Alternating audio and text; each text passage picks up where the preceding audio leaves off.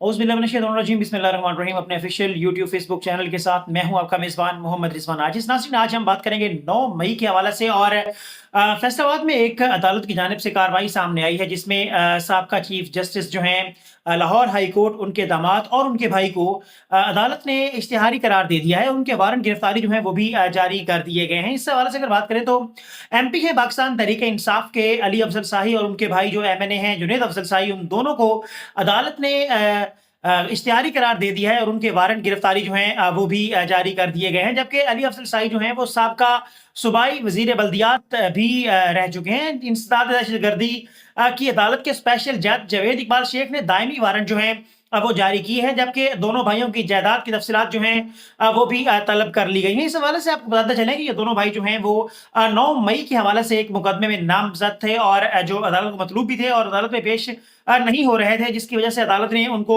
इश्तिहारी करार दिया है और उनके जो वारंट गिरफ्तारी हैं वो भी जारी किए गए।